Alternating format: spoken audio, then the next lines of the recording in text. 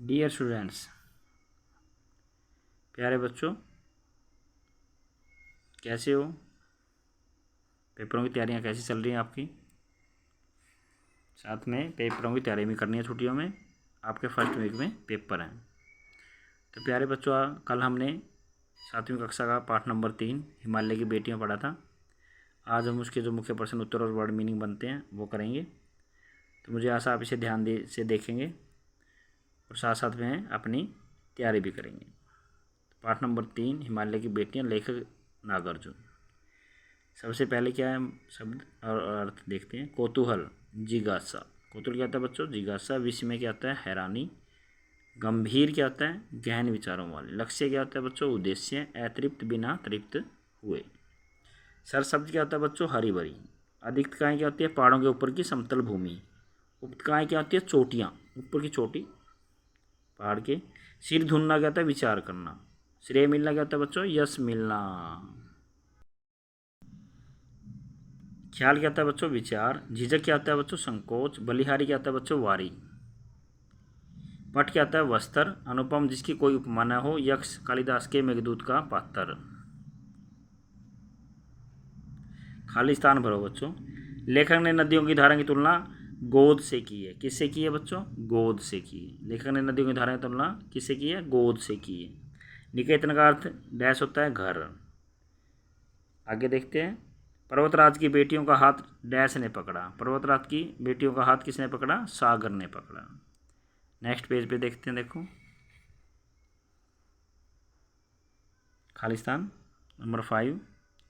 Kalidas dash भाषा के कवि थे। किस भाषा के कवि थे कालिदास? कालिदास संस्कृत भाषा के कवि थे। सही विकल्प चुनो।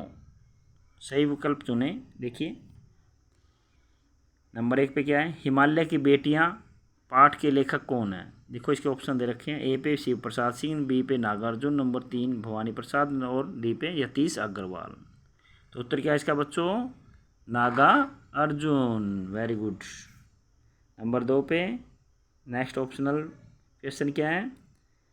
नदियों के प्रति लेखक के मन में कौन सा भाव, कैसा भाव था?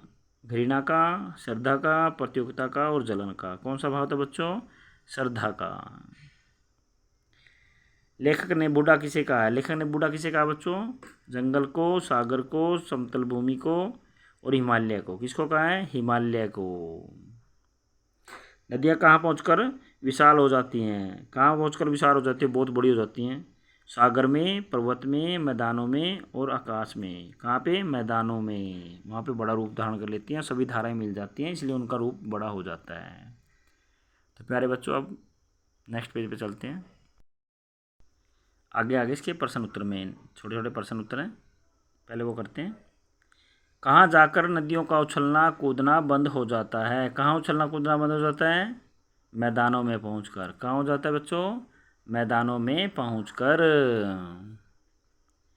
आप नदियों का लक्ष्य किसे मानते हैं बच्चों? सागर को। सागर में जाके वो मिल जाती है ना, इसलिए उसको लक्ष्य माना गया है। सागर में जाके नदियाँ अंत में मिल जाती हैं। तो प्यारे बच्चों, नेक्स्ट क्वेश्चन कर रहे हैं हम। लेखक ने हिमालय की बेटियां किसे पुकारा है? लेखक ने किसे पुकारा है? हिमालय की बेटियां नदियों को। किसको पुकारा है? नदियों को। लेखक ने इस पाठ में सौभाग्यशाली किसे बताया है? सागर को। किसे बताया बच्चों? सागर को बताया है। नेक्स्ट कर रहे हैं। देखो, हिमालय को किसका ससुर कहा गया है? हिमालय को किसका ससुर कहा है इस पाठ में? सागर का ससुर कहा गया है। किसका ससुर कहा गया है? सागर का। नदियों को लोकमाता किसने कहा है? नदियों को लोकमाता किसने पुकारा था? काका कालेलकर ने। आपको याद है काका कालेलकर के बारे में बताया था मैंने। उन्होंने हिंदी भाषा के लिए बहुत ही प्रयास किए और उन्होंने हिंदी भाषा को बहुत हिंदी भाषा का बहुत ज़्यादा प्रचार प्रसार किया था और हिंदी को बहुत आगे ले जाने में, अंतर्राष्ट्रीय भाषा बनाने में इनका एक अहम योगदान था। काका कालेलकर। नदियों को माता मानने की परंपरा हमारे यहाँ काफ़ी पुरानी है। प्रश्न आ गया नेक्स्ट। लेकिन लेखक नागार्जुन उन्हें और किन रूपों में देखते हैं? नदियों को हमारे यहाँ पे आपको पता ही है, नदियों को हम माता मानते हैं, गंगा माँ, सरस्वती माँ बोलते हैं ना, गंगा माँ, गंगा नदी माँ, सरस्वती माँ, यमुना माँ बोलते हैं ना। हम आम बातें करते हैं ना, तो हम बोलते हैं गंगा माँ, पवित्र नदी है हमारी। भारत की पवित्र नदी का नाम क्या है? गंगा नदी। और बहुत सी नदियाँ, सरस्वती है जैसे, यमुना है, ये सब नदियों के नाम है, और जिसे हम पवित्र मानते हैं और माँ बोलते हैं, हमारे यहाँ की परंपरा है। तो इस प्रश्न का उत्तर देखते हैं। देखो बच्चों, नागार्जुन उन नदियों को माँ, दादी, मौसी, मामी, बहन, प्रेमिका, बेटी, बच्ची आदि के रूपों में देखते हैं। लेखक कैसे रूपों में देखते हैं इनको, नदियों को?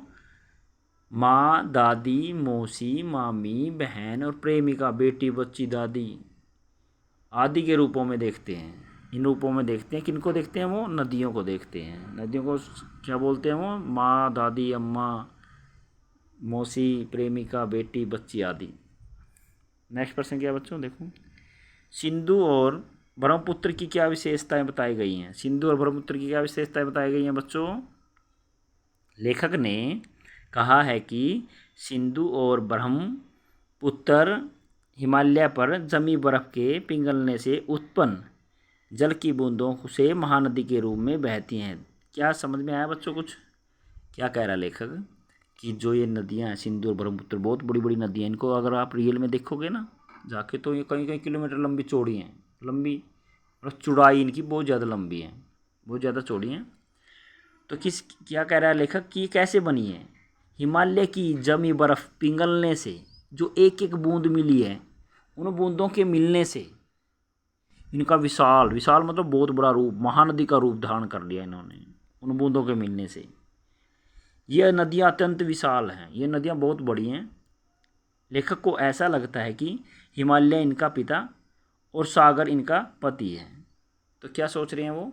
लेखक ने क्या कहा है कि हिमालय इनका पिता है और सागर इनका पति है। मतलब उन्होंने मान लिया। मानवीकरण अलंकार होता है बच्चों ये।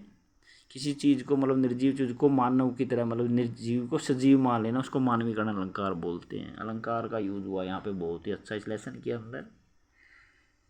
यहाँ के पूरे लेसन के अंदर मानवीकरण अलंकार का यूज हुआ है, प्रयोग हुआ है। इसमें निर्जीव वस्तुओं जैसे पहाड़ को, नदियों को माँ, मौसी, बहन, पहाड़ को और उसका ससुर, सागर को उसका पति, तो मानवीकरण अलंकार बोलते हैं इसको। आगे आप पढ़ोगे ना सेवन्थ, मतलब 10th क्लास में, तो ये अलंकार शुरू हो जाएंगे तुम्हारे, अच्छे आएंगे और पेपरों में भी आते हैं। तो ध्यान दीजिए इन बातों पे। जब भी किसी निर्जीव वस्तु को सजीव में मान लिया जाता है, जैसे सागर को ससुर और नदियों को माँ, मौसी माना है, तो ये मानवीकरण अलंकार होता है। तो आगे प्रश्न देखते हैं बच्चों। काका कालेलकर ने नदियों को लोकमाता क्यों कहा है? क्योंकि उनके जल से फसलें उगाई जाती हैं। यह पानी पीने के काम भी आता है। जो नदियों का पानी होता है वह उनसे फसलें उगाई जाती है, उगाते हैं ना, हमारे खेतों में पानी आता है, उनके पानी पीने से हम, इनके ये पानी हमारे काम भी आता है, पीने के पानी भी काम आता है। इसलिए नदियों को लोकमाता कहा गया। इसलिए नदियों को लोकमाता मतलब लोगों की माता, लोगों की माता, लोकमाता मतलब हमारी जननी, जो हमारी रक्षा करती है, हमारी हेल्प करती है, हमें खाने पीने के लिए वस्तुएं देती हैं वो, इसलिए इसे माता कहा है। हिमालय की यात्रा में लेखक ने किन किन की प्रशंसा की है? हिमालय की यात्रा जब लेखक ने की है, तो उसमें जो लेसन में किस किस की प्रशंसा की है बच्चों? देखो, हिमालय की यात्रा में लेखक ने उनकी सुंदरता की प्रशंसा की है। किन की सुंदरता की प्रशंसा की है बच्चों? लेखक ने नदियों की सुंदरता की प्रशंसा की है। लेखक ने समुद्र की भी भरपूर प्रशंसा की है। किस किस की प्रशंसा की है बच्चों? देखो, लेखक ने नदियों की और सागर की भी प्रशंसा की है। तो लेखक ने इसमें बहुत से पहाड़ों की, सागर की, नदियों की, इनकी सबकी प्रशंसा की है। तो प्यारे बच्चों, आपने इस लेसन को ध्यान से सुना होगा। इनके जो मुख्य प्रश्न उत्तर हैं वो भी हमने ध्यान से सुने होंगे। तो प्यारे बच्चों, आपसे मुझे आशा है कि आप पेपरों की पूरी तैयारी करेंगे और अच्छे नंबर लेंगे। अब जो तुम्हारा फर्स्ट वीक में टेस्ट है, और मुझे आशा आप अपनी सबकी जो फेयर नोट बुक पूरी नहीं है तो पूरी कर लें साथ साथ में, और साथ साथ में तैयारी करें। तो आपसे मुझे आशा है कि आप अब की बार बहुत अच्छे नंबर लेंगे। पिछले टेस्टों में तुम्हारे नंबर, बहुत से बच्चों के नंबर कम थे, तो मुझे आशा है कि आप इस बार नंबर अच्छे लेंगे। तो आपका दिन शुभ हो। आज के लिए इतना ही। धन्यवाद।